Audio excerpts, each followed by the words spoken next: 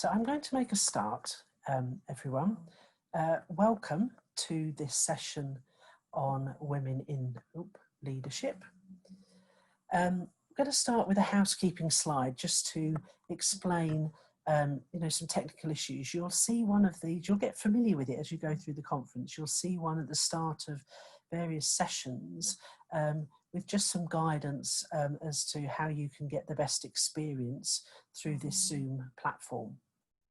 So during today's session, we ask you please to keep your mic on mute and switch your video off unless you're one of the panel speakers. We recommend that you position your the speaker in the top right of the screen, and that's so that you can see what's on the slides. We will welcome some questions from the audience, and if you do have a question, please type it into the chat function rather than raising your hand. And equally, if you have any technical issues, then please do send us a message via the chat. And both of those facilities, the questions and technical messages, will be monitored. We have Amy from the OR Society who will answer your technical queries, and we have Nuncia from Dublin who's going to be managing the questions for us today as we go into the panel session. During this presentation, we will have a couple of polls which you'll see pop up on your screen, and I'm advised that that's not accessible via a browser, so I hope you understand what that means. We are recording this session, and that will be made available shortly after it finishes once it has been edited by the Society. So welcome to this session today. I am Frances O'Brien from Warwick Business School, and I am the chair of the UK OR Society's woran panel. And shortly I'll be introducing you to Paula Carroll, who chairs the Euro Wisdom Forum. What you can see on this slide is our timetable for today. So after our brief introductions, we will hand over to Sally Brailsford from Southampton, who is chairing our panel session of 4 speakers. That will take approximately 50 minutes, at which point we will have a short comfort break. Now, some of our panellists, as you yourselves, may have other commitments and may not be able to stay for the networking session that we have afterwards. So if you do need to leave, then please do feel free to leave at that point. When we come back from our comfort break, I'll invite Sally just to remind us what had gone on in the panel session, and then with Amy's technical expertise, we will be put into small groups where we can do some networking. And in case you've never done that before, don't panic. I have a couple of questions to pose for you to support that networking session. And then we'll end the session around about 2:30. So, as I mentioned earlier, I am the chair of the UK OR Society's woran network, Women in OR and Analytics. This was set up approximately 12 months ago when we had a launch event at the Royal Society based in London. We've been set up with these 2 objectives in mind. So with a focus on women advancing the knowledge and interest and education in OR, and also to support and empower women and girls who are either currently in or considering a career in OR. And since our launch event last October, we had plans to run an event in March, then we were hit by lockdown. So that event has been postponed till the coming November. But during lockdown, we ran a very successful series of sessions of different formats, networking, lightning talks, and we had a couple of speakers. We're very lucky with woran that we are supported by a number of universities and organisations who have supported us financially, which helps us run our face-to-face events. At this point, I'd like to hand over to Paula from the Euro Wisdom Forum. We're running this event in conjunction with them, and she will explain what wisdom is about. Thank you very much, Francis, and thank you to everybody at the UK OR Society, and particularly at Woran, for this invitation to work with you and kind of share our ideas. You'll see, looking at this slide here, that wisdom, its aims are slightly different than Woran, but we have a lot of intersection, a lot of common ground. So wisdom is younger than Woran. We only established ourselves, I'm trying to remember the timeline, over 2019. We're trying to achieve these objectives, not purely networking, but also about making recommendations at the Euro level. And we have produced a white paper. So we've broken ourselves into a research group and an events group. And we, like Woran, we're hit by COVID, so we've been doing everything online since. So I invite you to look at the website and you'll see further information. And I'll hand back to Francis. Thank you.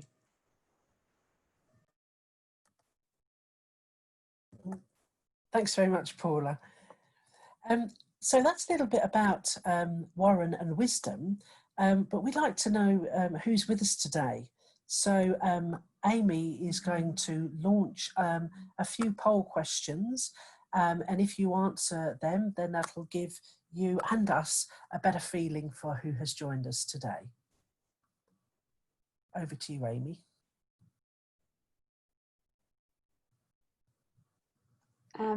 Slight technical difficulty. I believe I have another member of the OR Society in the session today, which is preventing me from running a poll. Gavin. So I'm afraid I'm going to have to ask. I have to throw a member of you out. Yeah, I'm going to have to ask Gavin to drop out and see if we can. Mama computer lama. No, it's not letting me do it at the moment. We might have to do that in a little while. Okay, we can, we'll do a plan B, which is we'll carry on for now, and perhaps Amy, if before we go into the panel session, you see if it works, and if not, we'll do it at the end. So, moving on. So, in preparing for this session, we didn't want to just launch our panelists raw into it. You know, we wanted to give them some opportunities to think and reflect on topics. So we, in a previous Woran session, we asked participants what sort of questions they might like to ask of such a panel on women in leadership. And this slide here summarises the various topics that came up. So what we did prior to the event was we shared these questions with both Sally, who's chairing the panel session, and the panelists themselves. And so you will recognise that we do pick up on some of these. But equally, we didn't just want it to be a pre-prepared set of questions, which is why we are inviting you, if you do have any questions of the panel as we go through the session, then please do enter them into the chat, and Sally will call on Nuncia as we go through the session to take some of the live questions. But if you like, these are our backup, so that we're not just sort of launching into a session with not quite knowing what direction things might take. So at this point, I would like to hand over to Sally, who has very kindly agreed to chair the panel and to manage this virtual session online. So I will stop sharing my slides at this point and hand over to Sally.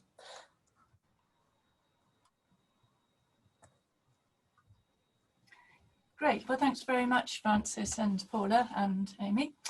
And welcome everybody to this session. Well, I'm just going to start by asking each of the panel members to very briefly introduce themselves. And then, as Francis said, we have prepared a set of, from that very large set of questions, each panel member has indicated which one they'd particularly like to talk about. So I will then ask each of them to talk about their favourite question. And then after that, we'll open it up to you as the audience. So can we start with, I'm just going to go around who I can see on my screen. Hiroko. Hey, hi, I'm Hiroko Plant. I'm presently setting up an analytical function at the Land Registry, which is terribly exciting. And I work in government, and I should say at this point that we have the most exciting problems anywhere. So poor OR people, I hope that's a sell. Am I supposed to answer the question now as well? Yeah. No, I'll ask you that afterwards. It's all right. I'll just do the Okay, cool. Sorry, I didn't make that clear. Okay, then that's me done. I'll come right back. You've already read the blurb, so. Good afternoon, everyone. My name's Julia Bennell. I'm the Executive Dean of Leeds University Business School. From the OR perspective, I'm a Professor of Operational Research, and I'm also the Vice President 2 of the Euro, which is the European Association of Operational Research Societies, and that means that I look after the education and the working groups. I'm also the coordinator of ESACUP, which is the working group in cutting and packing. From a leadership side, so as I said, I'm the Dean of Leeds University Business School, and prior to that I was the Deputy Dean. Before that, I spent a lot of time with Sally in the University of Southampton, where, working backwards, I was the Deputy Head of School.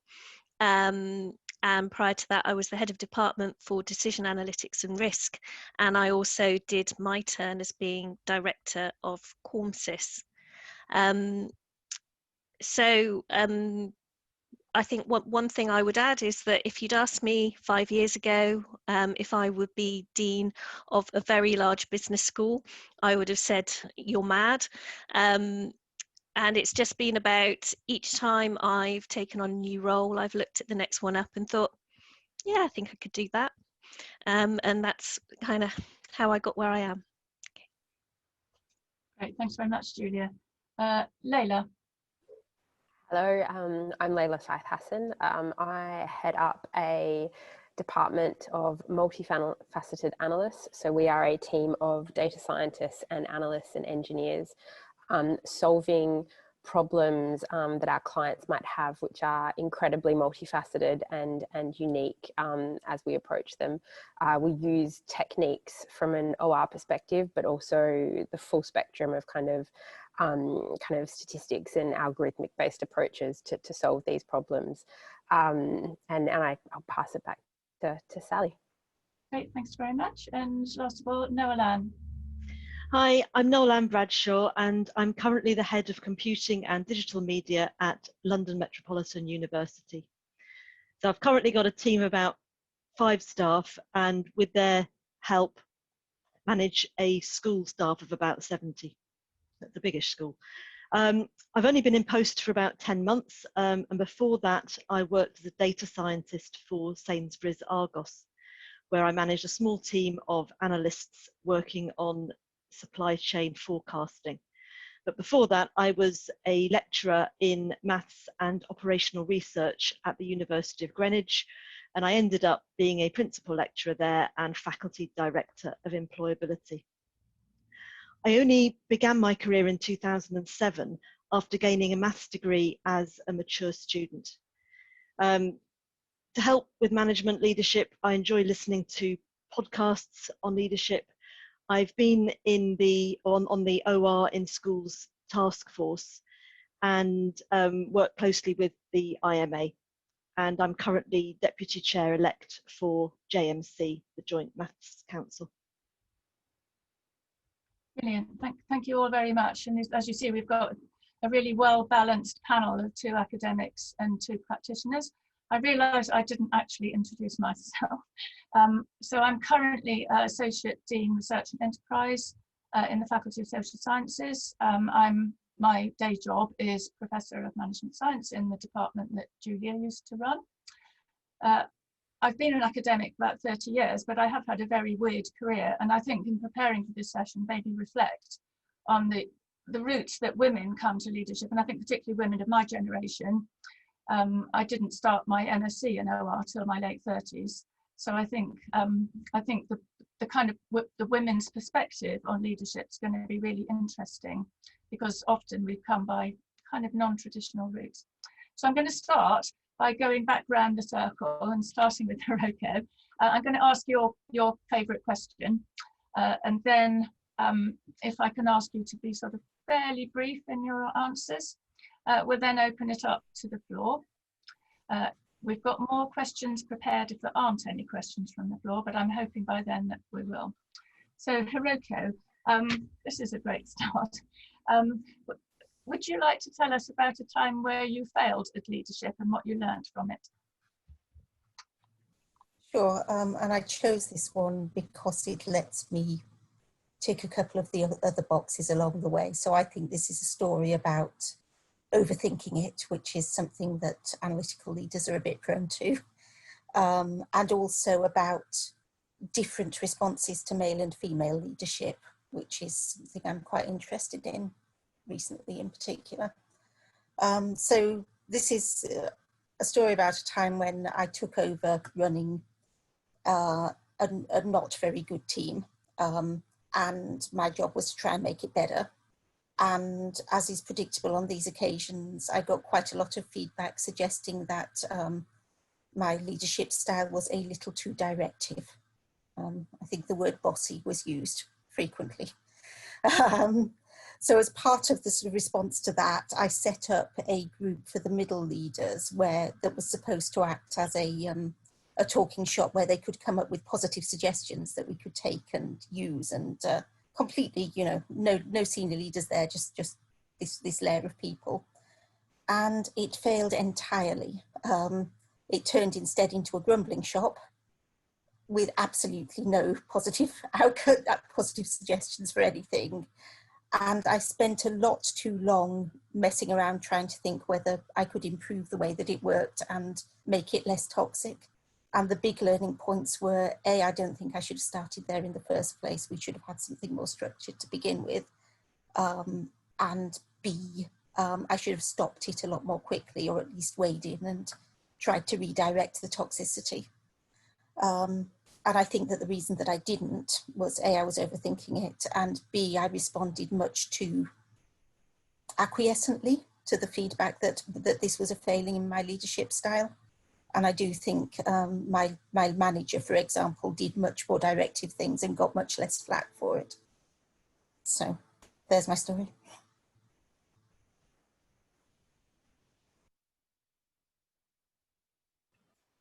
You're on mute, Sally. I've done the classic thing of not unmuting myself. I've got all the windows open here because it's a really hot day in Southampton and there's traffic going past. And so I've turned it off. And what I was saying was that that was really interesting, and I'm sure there's things there that people might like to follow up on actually. I think we learn much more from our mistakes than our successes personally. So next, Julia.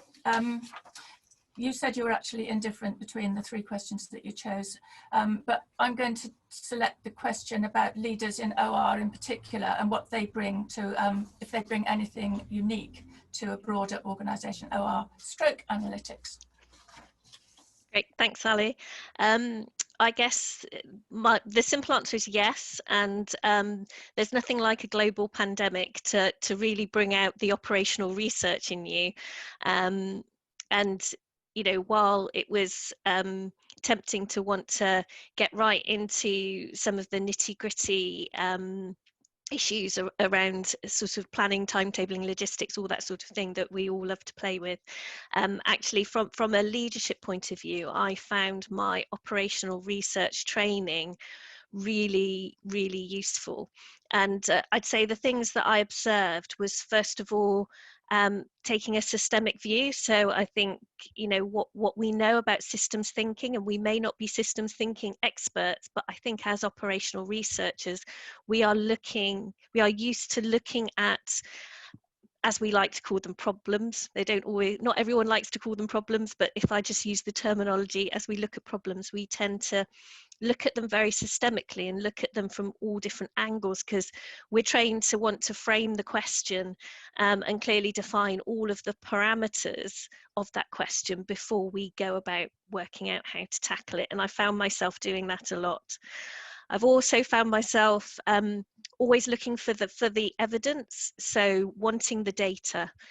which many of my sort of senior colleagues weren't necessarily so quick to do. So I was always eagerly wanting to gather the data to understand. And then, of course, we build models, and whether they are, you know, simple scrawls on a paper or really quite complex mathematical models. I didn't build any complex mathematical models, I should say, but certainly a lot of causal type models and just understanding how things affect each other. And I found myself pulling out well-known models around decision making and risk that I probably studied in my degree and have not really put to any use, but they were really good for framing my thinking. And I think the final thing I add is I think operational researchers are pragmatists, and if you need anything when you're trying to manage a large organization through a global pandemic, is you need pragmatism. That's brilliant, and I agree with you 100% about OR being pragmatic and useful. Lovely. Again, I'm sure that will stimulate some further questions, but can we move on to Layla? And your question is, how does a good manager become a leader? I think this is such an interesting one because it really reminds me of, I guess, a jump that I took and everyone has to take in their career when you go from being a doer and really being in the weeds from things to having to kind of step back and let go and really delegate. One of the things I found to be so incredibly important is trusting that my team and then the teams under them are able to do kind of what we want them to do, and that they're actually set up for success. I have quite a big team, both in London, in Edinburgh, and then also in India. So it's absolutely impossible to be across everything. And I think if you tried, you would just absolutely set yourself up for failure. But I think also that goes with trusting that you don't need to micromanage people and giving people the freedom to ultimately test and try and even potentially fail. I also think that means that you need to be incredibly transparent about the decisions that you're making, why you're making them, where you're going. And this doesn't mean saying everything, but it does mean that if you need to trust people to do something or get somewhere, you need to tell them what that is, and you can't really keep things secret or hide things. And then finally, I think you need to be a really good listener. One of the things in my training that has served me incredibly well is really what motivates people to do things. What are the incentives that they respond to? And while when I was studying, I was using calculus to understand that, I think that the lessons that it gives you in leadership is really identifying what it is that motivates people to do something and what it is that they want to do, and then helping to have problems and have a vision that's in line with that, because ultimately then people will deliver their best work and their best ideas, and they will kind of follow you and your leadership vision. Brilliant. Thanks very much. I think that's a really interesting question too. Finally, Nolan, and I think, again, your question is one that I think I might have chosen myself, which is what kind of things or behaviours helped you to be taken seriously and listened to?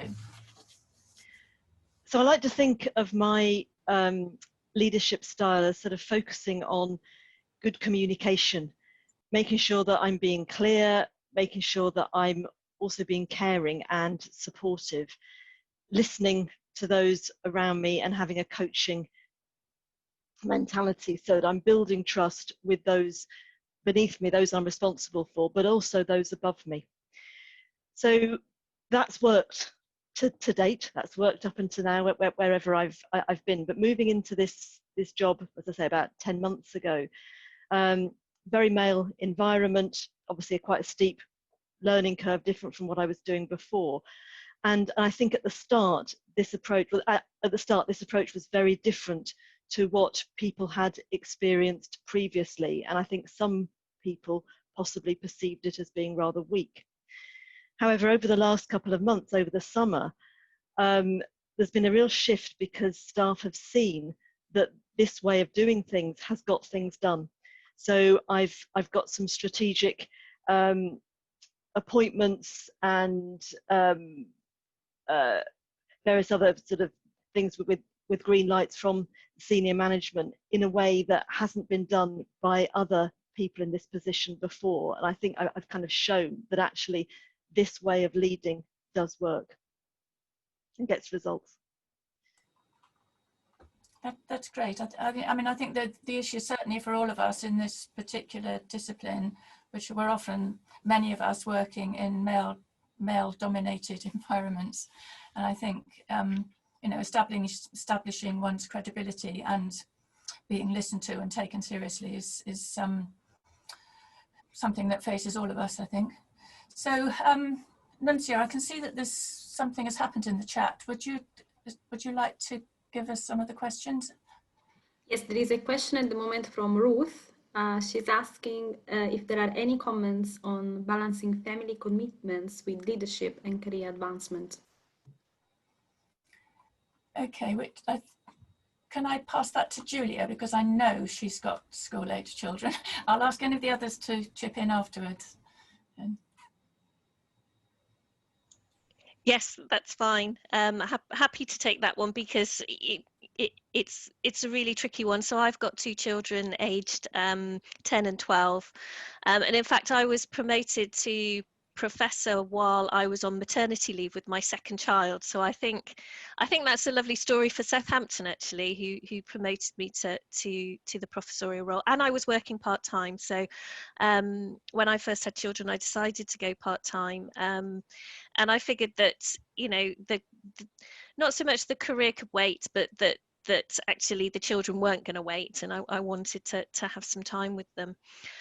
It's incredibly hard, and I think most or many women in a position like me almost feel like you do neither job to the best of your ability because you are splitting your time.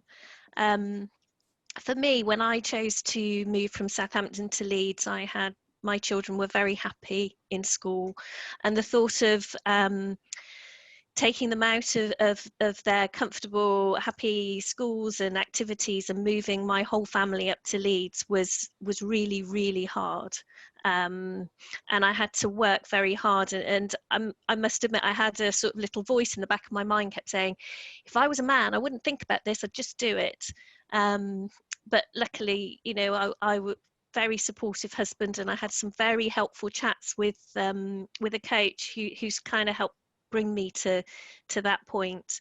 And it wasn't easy, and but it's possible, and we now have a situation where my husband does a lot more of the childcare than I do, in fact, which I think is great for him. So the one thing I would say is that I could easily be in my office until 7, 8 at night trying to answer my email, but I will always leave at 6 o'clock, even if I haven't read all my email, so I can have dinner with my children. Great, thanks very much. Would any of the others like to add anything to that? No, Alan, I know you have children. I'm not sure if yours are quite as young as Julia's. They're all grown up now, so it's certainly things that I've struggled with when they were younger. I mean, but even now, it's still tricky balancing home commitments and work. But I think, like Julia, I mean, I have a cut-off point in the evening where I don't work. I tend to get up early in the mornings. It's easier for me to do that. I think you kind of have to get into a pattern that works for you and your family, and taking everybody's needs, positions in the family into account. Great, thank you. Nunzio, could we have another question, do you think? I see there's a few more coming in. Yes, we have, I think the one question is directly to Hiroko, and I think the second one is related to her experience as well. So the first one is asking, Hiroko, did you become less acquiescent to challenging feedback? And if you did, was there a positive or negative experience in terms of your effectiveness as a leader in relationships with your team? Okay, so yes, I think I did. And I think I've also got better at being less of a lightning rod. So it's possible to manage that kind of feedback through different layers of people and different groups of people rather than taking it all on personally and directly. And I think that's probably the thing that worked best. There's something about accepting that as feedback for the SLT as a whole and thinking about work on it together that I've done as well as I might. And I think the other question, thanks Hiroko, is really related to your experience, but I think can be open to all the panelists, if Sally agrees. The question says, what would you suggest to women that are starting their career and are labeled as bossy if they try to get their point across? I'm happy to answer that. I would say to a woman that if she were a man, she'd be called assertive and strong.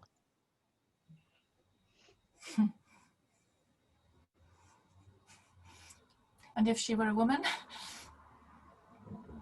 I think my point is just that difference in how a woman who is assertive is seen. So, you know, to just not worry about it. I think you have to be authentic in your leadership. I think as well, I mean, I might jump on this one. I think there's two aspects to this. There's the, yes, it happens and it will continue to happen, and you, I hate to say it, almost have to kind of just ignore it, to Julia's point. I think there's another aspect as well, and it isn't for everyone, but I've definitely found that in different places, I am treated differently as a woman. So, and this could be easier because I'm not in kind of the world of academia, so it might be easier for me to move around. But I've been at companies, and I've deliberately left companies that very much had that attitude, and they were very male dominated, and their perception of women was, if they were loud and outspoken, they were bossy and kind of, they were to be around the table, but it was still definitely a man's world. And then I've switched jobs, and it's been like night and day, and those attitudes just don't exist and kind of persevere in the same manner. So I guess one thing is, yes, you kind of have to develop a bit of a, just let it go and not let it bother you. But I also think that as the world changes, thankfully, there are places where those attitudes aren't tolerated, and you won't potentially have those kind of labels put on you that are incorrect as well, to Julia's point, and I think everyone would agree.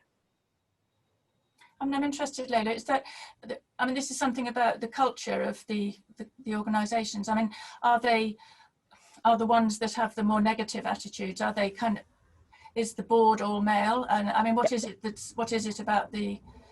Yeah, and you can't just take it for that, but I think you will walk into organisations and there's still a boys' club. And I think asking questions when you're looking at places, so use the interview process to ask these kinds of questions as well. Interviews should be two ways. Kind of, what's the leadership structure? What's the makeup of the leadership structure? How do people progress throughout the organisation?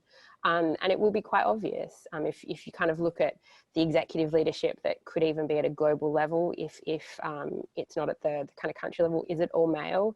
Is it all white? Is that the kind of company that you want to work for? I'm really lucky. The organisation that I work for right now, I have a female CEO, and then at the regional level, there's a female CEO. So, I mean, things like a bossy woman just wouldn't be tolerated. And it's not the culture that exists in the organisation, because everyone's just so used to seeing strong, intelligent women leading, and the rest of us are quite happy to kind of let them take the ship. So that would be, I guess, my suggestion. Look for places that probably have that better culture by asking who's in the organisation and asking them the question as well. If you want to grow somewhere, if you want to stay somewhere for a while, you really need to understand these kinds of things. Thanks very much. I mean, that's great advice, I think, for anybody starting out in their career or moving through their career too. Nunzia, any further questions? Yes, we have another couple of questions. Okay, so the first one says, one says that women need to share more housework with hubbies, not to have two jobs.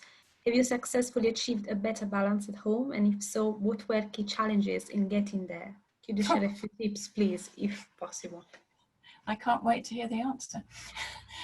Who'd like to take that one? Okay. So one thing is being the person who commutes makes quite a difference, because not being physically present means that nobody's relying on you to do stuff. So there's a sense in which, you know, it's been useful to me to be the person who gets home at 8 o'clock at night. And the other, honestly, has been tolerating other people's standards, both my husband's and my daughter's. So if I'm going to get somebody else to do it, cool, but they get to say how it gets done. Yeah, I guess the thing about commuting is slightly tricky at the moment when we're all at home. Are you currently working from home, or are you working? Yeah. Yeah, no, I'm currently working from home, but I guess we have 20 years of me being the one that commutes fall back on in terms of habit. So the pattern's established, great. Julia, I think you wanted to say something. Yeah, I guess it's a similar point. I would just add that probably the biggest hurdle for me, certainly on the childcare front, was releasing control. So after sort of being nominally primary carer, to just pass that all over to my husband, that was, so I was my own worst enemy initially, and I've had to just release control. And similar to Hiroko, yeah, accepting that it's done their way, not my way. I think one thing I found, and there was an article that came out in The Guardian a few years ago, which I loved, about the invisible load that women do. And I actually think one of the things that helped my husband and I was just identifying all of the extra things that I did, because it wasn't that he didn't want to do them, it's just that he genuinely didn't know. And I mean, there's so many factors at play with that, in that if you think about how, not everywhere and not always, but how men were potentially raised in households 30 or 40 or 50 years ago where they saw the load be different, that he wasn't aware, because he grew up in a household, and not a bad thing at all, but he grew up in a household where his mother did more than his father, and that was just the model. And so sitting down and saying, actually, this is the model that we're going to have, and these are all of the things. What do you want to take? What am I going to take? And going forward that way has helped me anyway. That's great. I mean, and we as OR people should be really good at that, and allocating work. How's it work in your house, Noella? Yeah, it's a matter of splitting things up, so that, I mean, I feel that we tend to do things based on our skill set. So I mean, sometimes it does great that, you know, I'm the one that does the washing and the shopping and the ordering of food and this and that. But then actually there's quite a lot of other stuff that I don't have to do. So, but it's down to sort of talking about it and working through it together. Yeah. It helps maybe that there are things I do that are traditionally, quotes, boys' jobs, to do a Theresa May.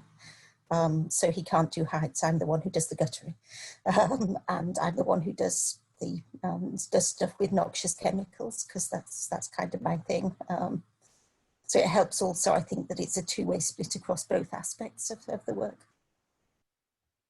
Yeah, I mean, I do. I mean, I completely agree. I think it was Julia said, it's that your own worst enemy in some ways. And I mean, I'm the last person to get bothered about housework and what the house looks like, but there is a certain level of not wanting to let go of responsibility and feeling that you're the one that should be doing things, which I think is instilled in me by my 1950s upbringing, and that's the way things were. So I think it's difficult to get rid of. Anyway, can we move on from housework? Nuncia, do you have another? Yes, a more like general question. I think it does not apply only to household related relationships. And how do you make time to manage relationships and be caring when managing your day-to-day job as a leader? Great. So just to be clear, I don't know who asked it, was that to do with relationships in work or relationships outside work? No, it just says relationship, so I assume it's more general. Okay, well, we could take it as take both of those two things or take them separately. Anybody like to chip in?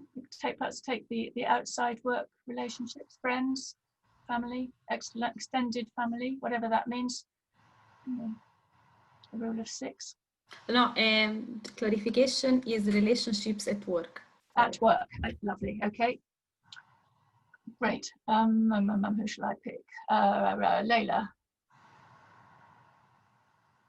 For me, it goes back to what I was touching on earlier. I think it's just working out the connection points that you have to have with people, and it's like building any kind of friendship that you would have. I think that nothing can be purely work. You spend so much time. We used to literally spend lots of time in the office. Now it's figuratively spending so much time with people that you have to find a way to connect with people in a genuine way, and that could be coffee, it could be reading, it could be music, but I think it's forming a connection and an interest point that isn't purely work, and that's how I approach it, because then you can have conversations, and also you'll enjoy your day as well much more. Yeah, I mean, I think it is particularly difficult doing that in the current setting where you can't just kind of bump into people along the corridor or meet around the water cooler kind of thing. I think actually establishing those personal contacts, particularly with staff that you might have not actually met face to face, is quite challenging in a remote environment. Julia. Yeah, I think it's about touch points again. It's been an interesting experience for me moving to a new university. I sort of was in Southampton for 20 years, and I felt like I grew up there, and I had lots of connections. And then going in as a senior leadership position into a new place makes it much harder, because ultimately most of the people I come across, I'm in one way or another their boss. So it is quite challenging, and you need to kind of be aware of boundaries around that. But I guess what's been more interesting is how difficult it is in this new working from home scenario, where you don't have the touch points you normally do, where you bump into someone in a kitchen making a cup of coffee, and you can learn a little bit about, how was their weekend, what's their personal life like, and so you become a bit more human, and you learn about them and how to connect with them. And it's felt very weird when you start meetings and end meetings, and it's really so abrupt. So as we think about how the working world may evolve during COVID and whenever post-COVID is, then how to make those connections and manage those relationships as a leader is going to be really key. And I don't have the answer, and I'd be fascinated if someone does. Me too. Yeah. And how about in the civil service, Hiroko? You're all working remotely at the moment. Yeah, we're certainly all working remotely. I guess two things. First of all, it seems to me that that kind of relationship building is the key part of the job if you're in a leadership role. So if you're trying desperately to make time for it, then something else ought to be on somebody else's plate. And the second one is, actually, I've been quite impressed with the way the teams have organised themselves into little social groups and involved me and the rest of the SLT in different ways. So, there are gin and tonic virtual groups. There are WhatsApp groups that send each other puzzles and pictures of their pets and so on. And I think it's really helped that we've tried to do social things deliberately and to have those kinds of engagements. We've had a couple of virtual quizzes with everybody drinking as well, which was fascinating at some level. Great, thanks very much. My older son started a new job about 3 months ago, just coming up to his first 3-month appraisal, and he's never met any of the people that in his new company face to face. This is in London, so I think it's very strange. As Julia says, we kind of, those normal points where you would have those informal conversations don't really happen unless you really have some other mechanism for making them happen virtually, and whether it's still quite the same as meeting physically, I'm not sure. Gosh, I can see there's lots of questions in the chat. Nancy, do you want to pick another? Yes, so the next one is, any tip about how to lead successfully a team made mostly of men, often older men?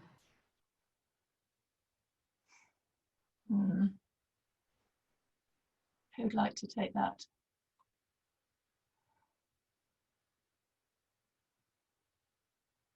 Julia? I'll have a go if you like. I suspect that this is often more of an issue maybe in academia. I think I completely understand where the question's coming from, but I think my reflection would be that often it's more in our own heads as female leaders than actually in their heads. I think we project onto this group of older men what we think they think about us, and so my best advice is to try and put that aspect out of your head in terms of their, you know, the fact that they're a man, the fact that they're older, and just you know, get on with doing your job as if it wasn't an older man, because I think we probably are our own worst enemy in these situations. Great, thanks.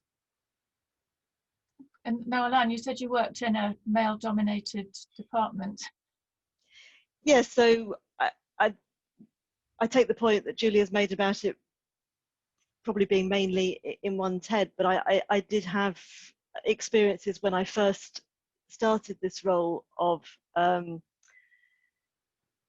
senior male professors appearing to not want to take what I was saying as just being the case, and so I did have to really work at making sure that I communicated clearly and not be intimidated by them, sort of understanding that, okay, I actually am finding that relationship difficult, but, you know, if they were younger, if they were female, if they were this, that, you know, how would I deal with it? Make sure that I was dealing with it fairly, make sure that I was satisfied with my conduct and how I was dealing with it. And then I was just extremely clear in my communication, and actually that has gone well, and it's working. I'd say it's tiring though, very tiring.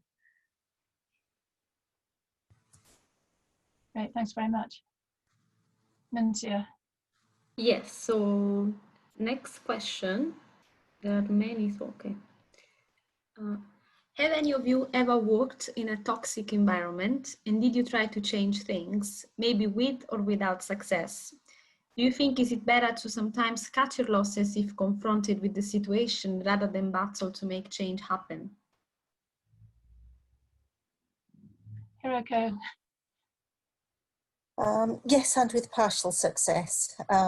So I've tried quite hard to change environments where people were fairly civil to me, but really very badly behaved towards some of the younger female staff, and a genuinely toxic environment, I think, from that point of view. And at some level, the answer was to push it as hard as I could for as long as I could, and then deliberately step away from that job and hand the next bit of change on to somebody else who could take it without all the baggage that I'd built up by then. And I gather 2 years in, the team's in a much better place, so I'm kind of pleased about that. But I'm not sure you can just solve it from scratch yourself. If others have done that, well, more kudos to them. No, I've definitely, I don't think you can single-handedly solve it. And I also think one of the things to ask yourself is it something that you can change? Not everyone and in every situation is going to be in a position to be able to make those changes. And that's completely fine. But I think in the instance that you don't think you can make change and perhaps you just don't want to, then I think it's fine to leave. I took the decision to leave a job about 1.5 years ago, which pained me because I didn't have a job to go to. So I was effectively just leaving, and in fact, it also meant that I would get kicked out of the United Kingdom because that was my work visa as well. But after a lot of kind of sleepless nights and just feeling really crappy, I decided it was worth the risk. So I think ask yourself if it's something you can make change, and if it's not, I think it's fine to kind of to move on to something else, and just trust that it will work out and things will be okay. And for me, ultimately it was. I'm still in the United Kingdom. I have another job that I love, but it was a really difficult decision that took me months to make. And you almost feel as though you're a failure because you haven't been able to fix it. And I think part of the challenge with walking away is just admitting that you're not a failure. It's not your fault. You're not the reason for that, and going. And I think that once you release that, you can move on to something bigger and better, versus drowning, I guess, in the toxicity of a situation. I would totally agree with that. And I think it's really important that you work in a job that you enjoy. Okay, the job might be challenging, it might have its difficulties, but if fundamentally you're up for the challenge and it's a job that's right for you, you're enjoying it, then you can overcome all sorts of things. If it gets to the point where you're no longer enjoying it, and when you just don't think that you have anything to give, then I would say that that's possibly the time to step away. Yeah, I mean, I completely agree as well. I think you're, you know, the point is about sort of knowing yourself, and it's part of kind of the insight into what motivates you as a leader is understanding what you can change, what you can't change, and not taking it home with you every night worrying about it. Because I think, you know, with any senior position, you're going to be making decisions that could keep you awake all night if you let them, but somebody has to make them. And if, you know, you're ready to step up to the plate and take them, then, you know, you have to be comfortable, as you say, Noelle, with yourself, you know, comfortable with yourself and what you're doing. I think we've got time now probably for 2 more questions, Nancy. Yes, so next question was, Julia mentioned having a coach. What are the panel's experiences of coaching or mentoring, and how did you make those connections, and how have they helped in your careers? That's a great question. Julia, would you like to start? Yes, that's fine. Yeah, I've had a few coaches. Absolutely recommend it. Definitely get yourself a coach. It was a really enlightening experience, and actually I'd say it was probably one of the things that really did accelerate my career, because of the opportunity I had to kind of explore all sorts of things about myself through having coaching. And the one thing, if anyone does go and get coaching, that I would really recommend is through that process to learn how to self-coach, to learn how to be really reflective. And it's something that I do really lean on. You know, when you are thinking, oh, I came away from that conversation or from this situation where I'm not entirely at peace with myself how that went, to be able to be really reflective and think about it and work out what I should learn to handle it next time.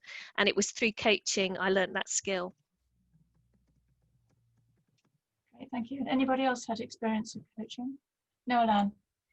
Yeah, I've had experience of several coaches over the last few years, and I'd say it's absolutely essential. Sometimes they've been coaches that have been introduced to me by senior leaders where I'm working, and that's been great, and that's always helped. But recently I've actually signed up for an online group coaching session, and that's been particularly useful because there's lots of online materials, so I can dip in and out of various podcasts and training materials when I want to. And then there are also, as I say, group online coaching calls. I mean, it's something that I've only recently signed up for, so I haven't actually experienced one of those yet. But to date, everything that I've dipped into from this particular organisation has been really, really useful. Lovely, thank you. Either of the other two had Haruka? Yeah, not much to add except that I have also interviewed with or spoken to coaches who clearly wouldn't have been a good fit for me. So if people are thinking of taking on a coach or working with a coach, it's really important to find one who can work with you, and it's really important to be able to say, yeah, thanks, but no thanks after the first conversation. And also a shout out for mentoring, which I think is maybe underrated these days.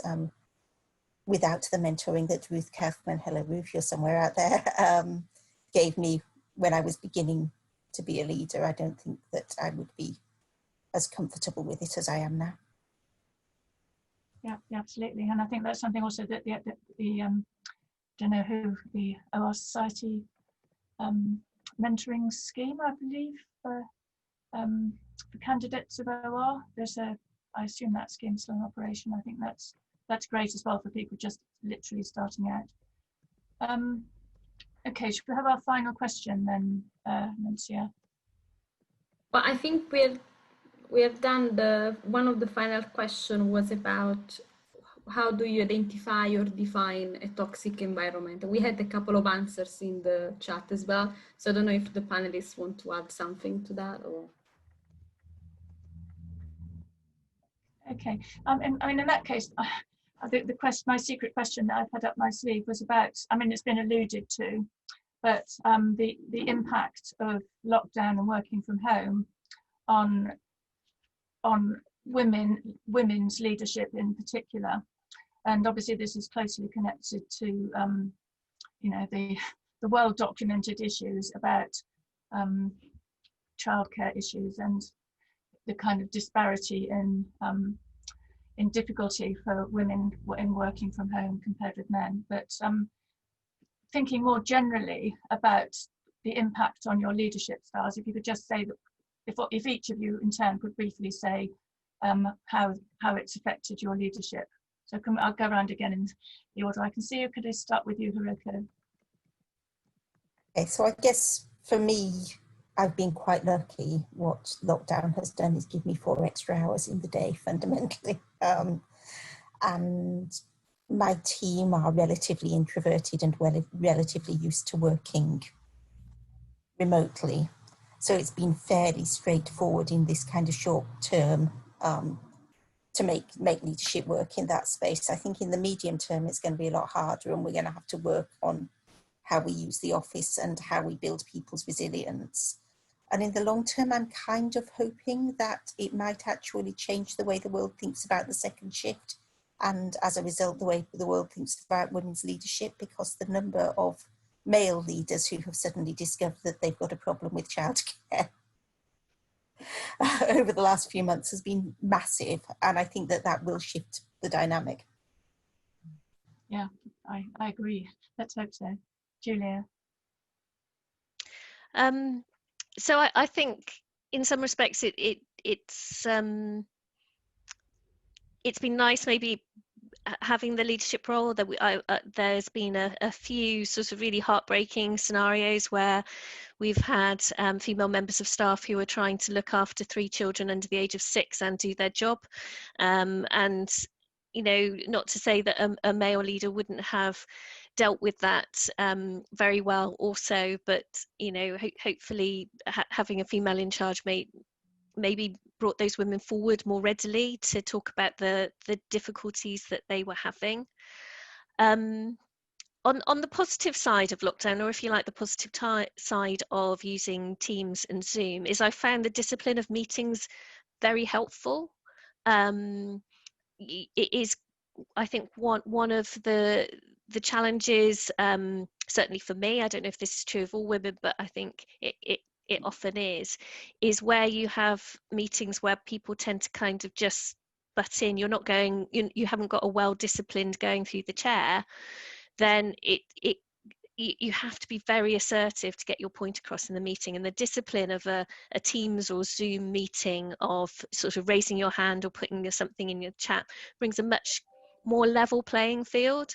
And I found that really useful, and that there are some meetings that I would probably seek to continue to do online as a result of that.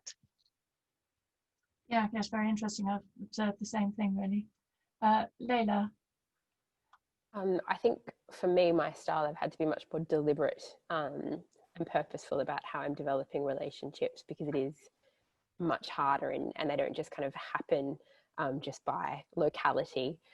So really making sure you're reaching out to everyone, because I think people can be missed almost if you're not physically seeing them. And so that was a change I had to make.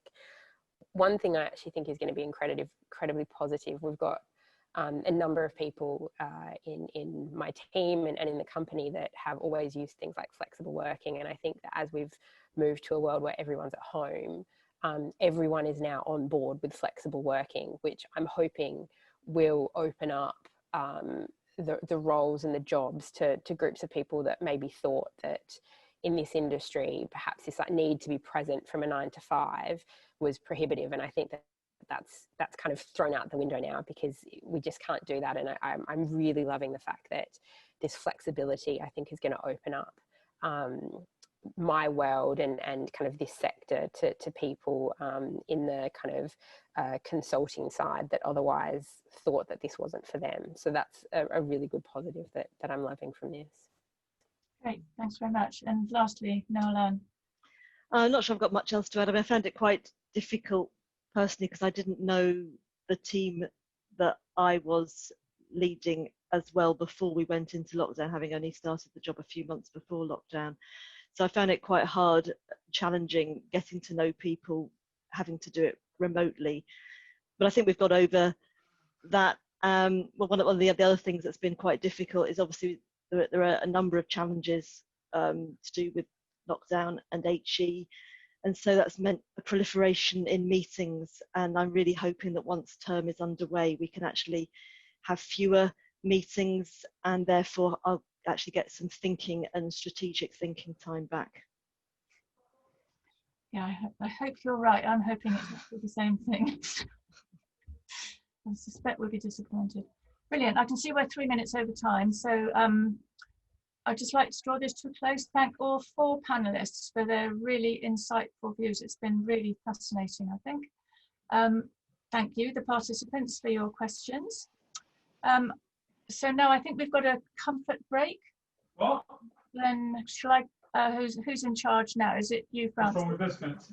Yes, can I come back in? I'd just like to share my screen and ask if we could, Amy, if it's possible, to do the polls that we were planning to do at the beginning. Yeah, I'll do that now. Right, so everyone should have poll 1 in front of them, and there are 3 questions there.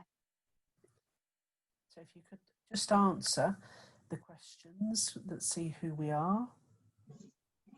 I can see from the names of the people that we do have a mix of genders attending, predominantly women, but it's great to see some men joining us.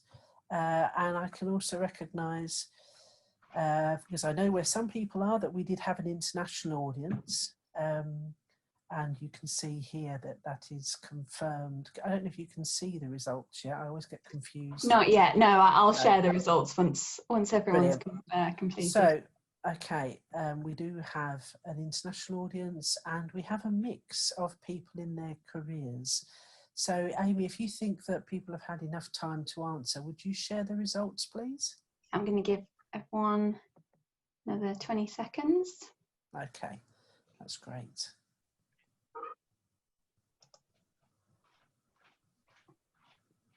And then we just have one more little poll after this, if you could. And I'll share those results with everyone. Great, thanks very much. So as you can see, we, as suspected, we have a majority of women, but good to see. I think we did have more than 2 men joining us. We did, yeah. A few people dropped out as the panel finished. And great to see people from around the world, and great to see a whole variety of different career stages with us. So could you launch the next poll, please, Amy? Yes. And I think this one is about woran and wisdom. So we were interested to see whether we had any woran members in the room, and whether people had heard of the white paper that Paula spoke about earlier.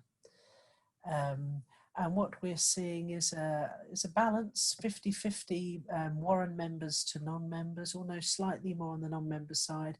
And most people haven't heard or haven't read, rather, the Wisdom white paper.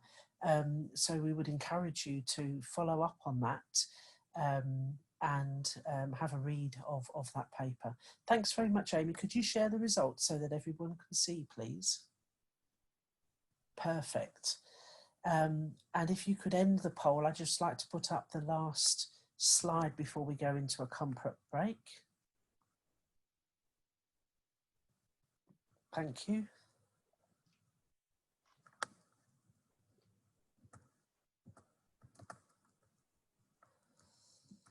So before we go into our comfort break, I would just reiterate Sally's thanks, and to thank Sally too for chairing the panel session, to our panel speakers.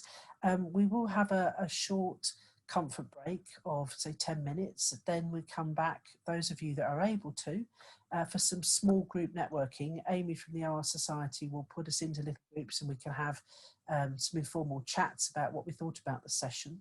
And then I'll just end with some closing comments and remind you of some future events for woran. And if you do have to leave us now, thank you for joining us. It was great to have you with us. But before you go, if you wouldn't mind completing the feedback survey, that will help us planning our future events.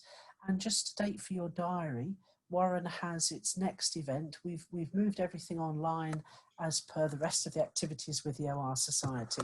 So watch this space. We have Julia Buckingham, who is chair of the Athena Swan Committee in the UK, speaking at our next event with another networking session. So now we will take a short comfort break. Let me just so I make it 10 past. If we could come back for quarter past, let's not have a full 10 minutes, otherwise we won't finish on time. So if we could come back at 2:15, if you're able to, and if you're not able to, we understand, and thank you very much for joining us. So see you again shortly. I make it 2:15 by my clock, so if people are able to rejoin, that would be great. I don't know, Amy, are you there? I am, yes. Thanks for putting up that slide.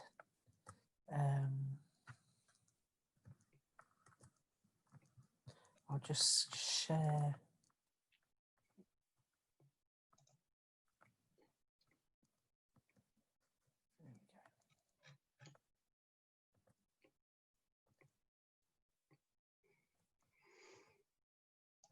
I don't know how many, let's have a look, how many are in the room.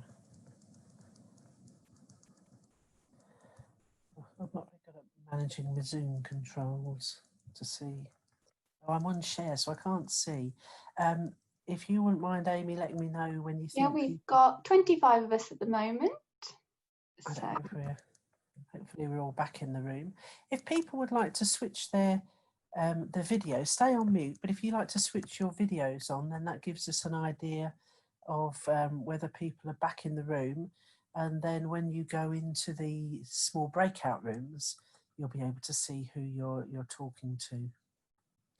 If you can't switch your videos on, then I do understand that you might not have the bandwidth to make that work very well. But hopefully I've waffled on long enough now to introduce this slide. So we've run these networking sessions within each of our woran sessions during lockdown, and they've been great. We've met a huge range of different people. So we thought we would include it today in this session too. So how does it work? Well, Amy from the OR Society will put you into a room for around about 20 minutes or so, and then you will automatically be brought back to the main room. You'll sort of get a countdown clock. And on this slide here, you can see some suggestions for what we might talk about. So introduce yourself, what you do, where you're based, because I know we're from all over the world from the survey. And you might like to talk about which points resonated with you from the panel session, or whether you have some burning questions for a conversation that could carry on after the event. Now, I realised that I didn't go back to Sally and ask Sally for a little summary. And I wonder if I might do that, Sally, is just to ask you to make a little summary about the panel discussion, and that would help us refresh our minds before we go into the event. Yeah, sure. And I was going to efficiently use the interval to make some notes, and I completely never got round to it. I completely forgot. I mean, I think from my perspective, the issues that came across the most strongly were the advice about kind of knowing yourself, understanding, as in Layla's case, understanding when you were just not a good fit with a particular company, and then being, you know, having the courage and the insight to take that step to move somewhere else. So this is about learning about yourself, and that kind of led into the discussion that we had about mentoring and coaching, which again I thought was really useful, and the fact that you know, that you can have a mentor or a coach at any stage in your career, from when you're just starting out right up until your late 60s or 70s. It's useful to have this. So I think those were some of the key points that came across. I think also that the discussion about leadership as a woman in a male-dominated environment was very interesting. And I think perhaps particularly from the two people in academia, where maybe it's a less enlightened environment than other parts of society, perhaps, although it shouldn't be. So I think those were the three things that that came across most strongly to me. Thanks very much, Sally, and thanks for chairing the session. So, Amy, would you put us into groups, please? We're going to try and get it such that panellists or committee go into a group. And as I said, you'll get kicked out automatically back into this main room.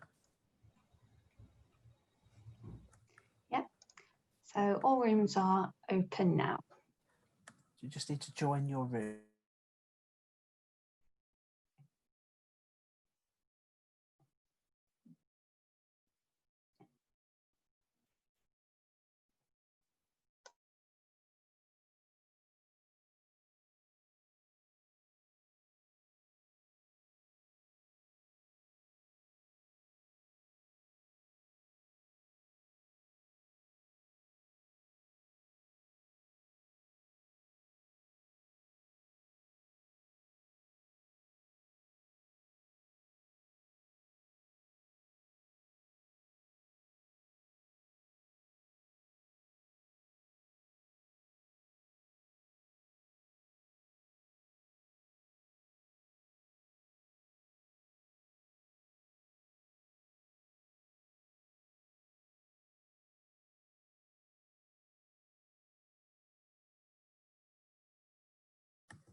Welcome back, everyone. I've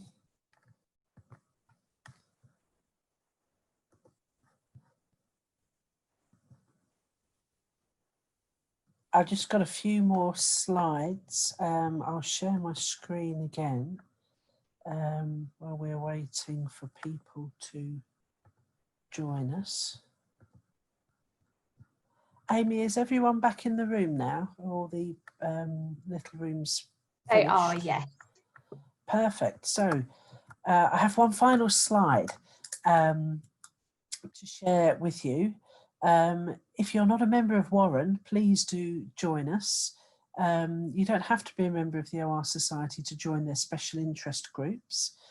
So there's a link there for details of Woran.